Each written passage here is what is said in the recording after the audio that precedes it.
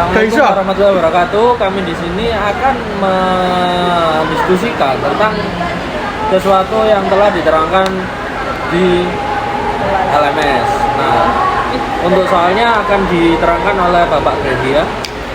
Kita akan mengerjakan tugas role play 2 yang mana posisi kasusnya yaitu sebuah rezim berkuasa negara Moreus merupakan tentara pemberontak Mogu-Mogu, yaitu suku asli yang diketahui oleh Mazer menduduki istana kepresidenan dan memaksa Presiden Borneo, yaitu suku campuran, mengundurkan diri dan memberikan kekuasaan kepada jenderal tertinggi pada angkatan perang negara Moreus yang berasal dari Mogu-Mogu, yaitu Jenderal Beris Blas. Mereka mendapatkan kekuasaan setelah mengancam Presiden Borneo bahwa pemberontak Mogu-Mogu dan sekutunya negara Walak, yaitu Presiden Narotoa dan negara Walik Presiden Burugundi, akan mengeksekusi keluarga dan sandera yang ada dalam tawanan pemberontak Mogu-Mogu. Meski Presiden Borneo beberapa kali menolak dan terjadi penyiksaan dan pembunuhan kepada anggota keluarga dan tawanan sejumlah 5.000 orang dari kedua suku. Pasca peralihan kekuasaan demi mengamankan kekuasaan, Jenderal Beris Blas melakukan penangkapan dan pembunuhan dan penyiksaan kepada pendukung Presiden Borneo yang berasal dari suku campuran dan melakukan penahanan kepada suku asli yang mendukung Presiden Borneo. Yaitu yang pertama, diskusi tentang kejahatan dan siapa yang harus bertanggung jawab. Yang kedua, mekanisme penyelesaian sengketa yang digunakan.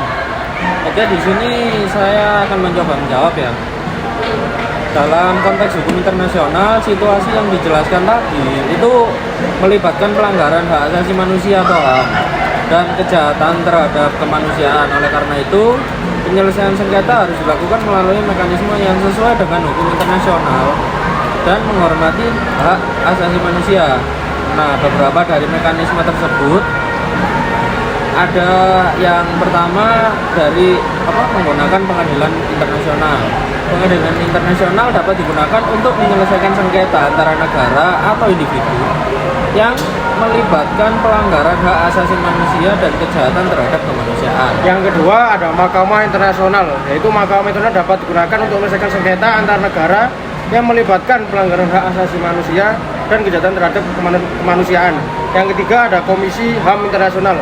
Komisi HAM Internasional dapat digunakan untuk menyelesaikan sengketa antar negara individu yang melibatkan pelanggaran hak asasi manusia. Selanjutnya Mbak Putri.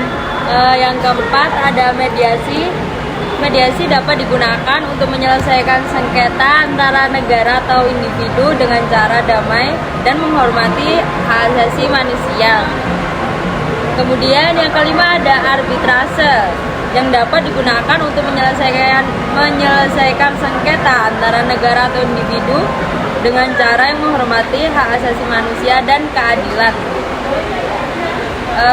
Dalam situasi yang dijelaskan, pelaku kejahatan dan pihak yang bertanggung jawab harus ditentukan melalui proses hukum yang adil dan sesuai dengan hukum internasional. Mekanisme penyelesaian sengketa yang digunakan untuk harus memastikan bahwa hak asasi manusia dihormati dan keadilan dapat ditegakkan. Ya, oke, itu pendapat dari kita. Mungkin ada yang mau menambah lagi. Dalam kasus tersebut itu sangat melanggar HAM. Tertulis juga dalam Undang-Undang Nomor 39 Tahun 1999. Hak asasi manusia adalah seperangkat hak yang melekat pada hakikat keberadaan manusia sebagai makhluk Tuhan Yang Maha Esa dan merupakan anugerah yang wajib dihormati, dijunjung tinggi dan dilindungi oleh negara, hukum, pemerintah, dan setiap orang demi kehormatan serta melindungi harkat dan martabat manusia.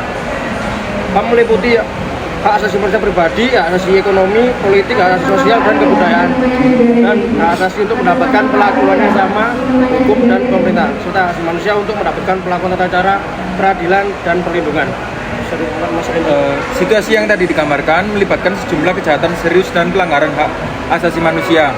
Berikut ini adalah diskusi mengenai kejahatan yang terjadi dan siapa yang harus bertanggung jawab, serta beberapa mekanisme penyelesaian sengketa yang mungkin dapat diterapkan. Yang pertama, kejahatan dan tanggung jawab.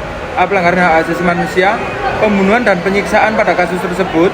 Pembunuhan dan penyiksaan yang terjadi terhadap anggota keluarga, tawanan, dan pendukung Presiden Borneo merupakan pelanggaran hak asasi manusia yang serius.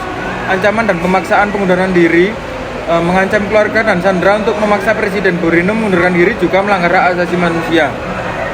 Yang B, kejahatan terhadap kemanusiaan.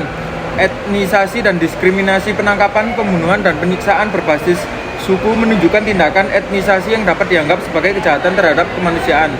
C. Pelanggaran hukum internasional, pelanggaran kedaulatan, penyerbuan terhadap istana kepresidenan dan pemaksaan pembunuhan diri Presiden Borino adalah pelanggaran kedaulatan negara. Yang kedua, mekanisme penyelesaian sengketa. Yang pertama, melalui pengadilan internasional. Mahkamah internasional mungkin diperlukan penyelidikan oleh Mahkamah Internasional untuk menilai pelanggaran hukum internasional dan hak asasi manusia yang dilanggar dalam kasus tersebut. Yang kemudian kedua, pengadilan kejahatan internasional. Jika dianggap sesuai, pelaku kejahatan dapat diadili di ICC, yaitu Pengadilan Kejahatan Internasional. Yang B, pengadilan nasional. Pengadilan Kejahatan Hakim Nasional negara Moreus dapat membentuk pengadilan khusus untuk mengadili pelaku kejahatan, termasuk Jenderal Beryl Blas. Yang kedua, pengadilan sipil. Keluarga korban dapat mengajukan gugatan perdata terhadap pihak yang bertanggung jawab.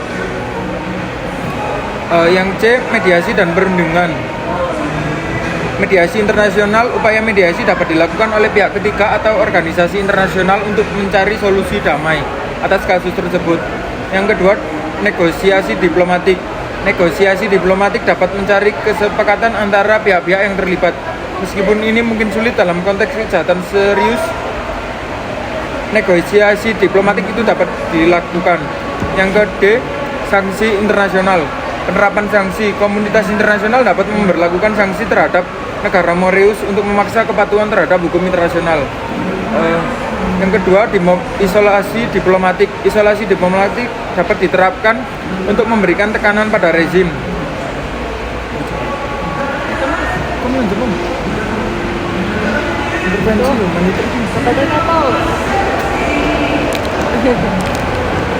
Kemudian yang ke intervensi humaniter.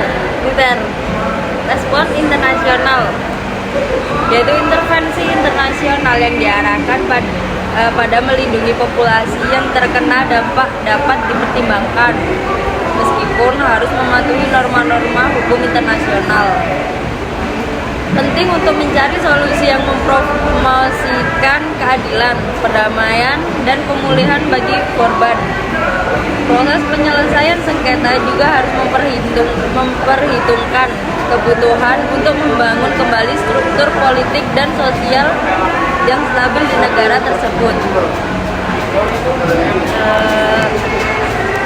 Saya kembalikan ke moderator. Nggak ada tambahan lagi dari Bapak Renvil, apa sudah cukup? Mungkin untuk kali ini saya rasa cukup. Untuk kurangnya kata atau pengetahuan kami mohon maaf sebesar-besarnya, tetapi ini adalah pemikiran kami.